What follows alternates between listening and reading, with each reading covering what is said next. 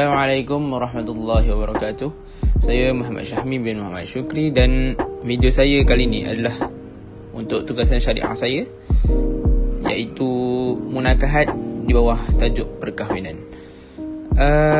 Perkataan perkahwinan ini bukanlah perkataan yang asing lagi dalam masyarakat kita, dan sebelum seseorang itu ingin melangkah ke alam perkahwinan, perkara yang perlu dipelajari adalah konsep perkahwinan itu sendiri.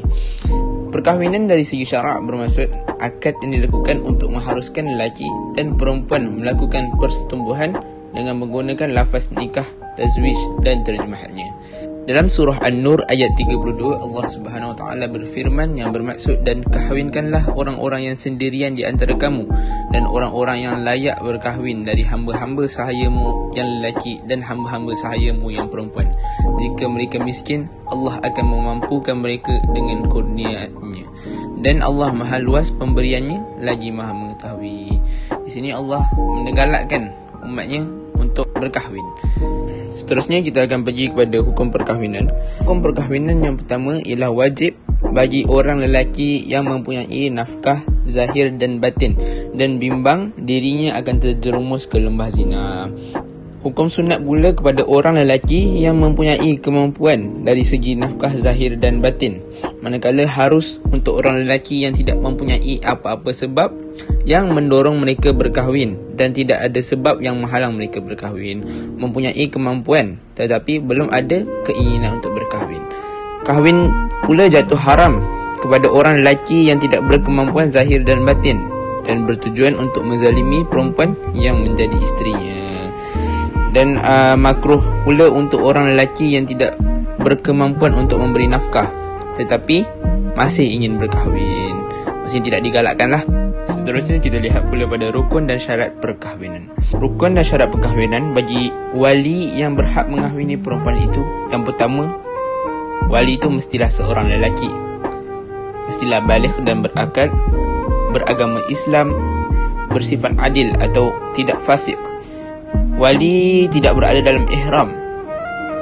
Wali mestilah seorang yang merdeka atau bukan hamba, dan tidak mempunyai kecacatan penglihatan yang menjejaskan pandangan. Seterusnya, rukun dan syarat bagi dua orang saksi yang menjadi saksi dalam perkahwinan. Yang pertama, mestilah beragama Islam. Yang kedua, mukallaf, iaitu berakal atau baligh. Kanak-kanak tidak boleh. Seterusnya, mestilah seorang yang merdeka, seorang lelaki, seorang yang boleh melihat, mendengar dan bercakap, seorang yang adil, seorang yang kuat ingatannya. Saksi tersebut mestilah faham bahasa dalam ijab dan kabul. Yang seterusnya, saksi mestilah orang yang bukan tertentu menjadi wali. Kita lihat pula pada sirah yang mengandungi ijab dan kabul. Sirah itu mestilah berterusan antara ijab dan kabul, mempunyai hubungan antara ijab dan kabul. Disebut secara khusus perempuan dalam ijab dan kabul, didengar oleh dua orang saksi lelaki yang faham maksudnya. Tidak ada taklid dan tidak ada batasan waktu. Seterusnya kita lihat pula kepada syarat pengantin lelaki. Syarat yang pertama ialah jelas sebagai seorang lelaki. Ialah kita kena confirm dulu pengantin lelaki tu betul-betul lelaki. Janganlah ada yang pengantin lelaki tu lain jantina pula. Yang kedua, kita mestilah mengetahui bakal isteri dan wali. Yang ketiga, belum mempunyai 4 orang isteri. Maksudnya kita nak kahwin dengan suami orang, tapi kita kena pastikan suami orang tu belum ada 4 isteri. Sebab limit untuk lelaki hanyalah 4 orang isteri. Yang keempat, bukan mahrim dengan pengantin perempuan. Yang kelima, perkahwinan itu adalah dengan pilihan sendiri. Yang keenam, lelaki itu bukan dalam ihram. Okey, seterusnya adalah syarat untuk pengantin perempuan. Yang pertama, pengantin perempuan mestilah sudah ditentukan. Yang kedua, jelas dan pasti sebagai seorang wanita. Yalah, kita betul-betul pastikan yang perempuan yang bakal dikahwini itu betul-betul wanita. Sebab sekarang ni bahaya, nampak je macam wanita tapi sebenarnya bukan. Okey, yang ketiga, perkahwinan kerelaan bagi janda. Maksudnya di sini anak yang dara boleh dikahwinkan tanpa kerelaan dirinya. Tapi janda perlu meminta kerelaan daripada dirinya dulu sebelum dikahwinkan. Okey, yang seterusnya adalah beragama Islam atau ahli kitab yang asli.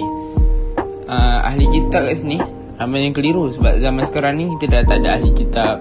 Kalau zaman Rasulullah dulu ada ahli kitab dan orang Islam boleh kahwin dengan ahli kitab tu. Okey, yang seterusnya adalah tidak ada penantian iddah. Maksudnya perempuan tu bukan dalam tempoh iddah lagi lah. Yang seterusnya adalah bukan isteri kepada mana-mana lelaki. Ni kadang-kadang bahaya juga. Kadang kita kahwin dengan seorang perempuan tu punya isteri orang. Okey, yang terakhir adalah bukan dalam ihram. Okey, seterusnya kita lihat pula kepada hikmah perkahwinan. Yang pertama, perkahwinan ni suatu sunnah dan ibadah. Yalah, jika kita berkahwin ni kerana Allah, insya-Allah kita akan dapat ganjarannya. Yang kedua, mengatur kehidupan yang lebih baik dan terurus. Yang ketiga, kita dapat hidup secara sistematik dan sentiasa menjalankan tanggungjawab terhadap diri dan keluarga dengan sempurna. Yang keempat, perkahwinan dapat membendung serta dapat membantas penyakit sosial seperti pergaulan bebas, zina dan sebagainya. Yang kelima, mewarisi harta antara satu sama lain. Maksudnya kita dapat mewarisi harta suami atau isteri tu lah. Yang keenam, membentuk keluarga bahagia. Dan yang kelima, menghubungkan tali silaturahim. Itu saja daripada saya. Terima kasih kerana menonton. Assalamualaikum warahmatullahi wabarakatuh. Strawberry sky, 'cause I can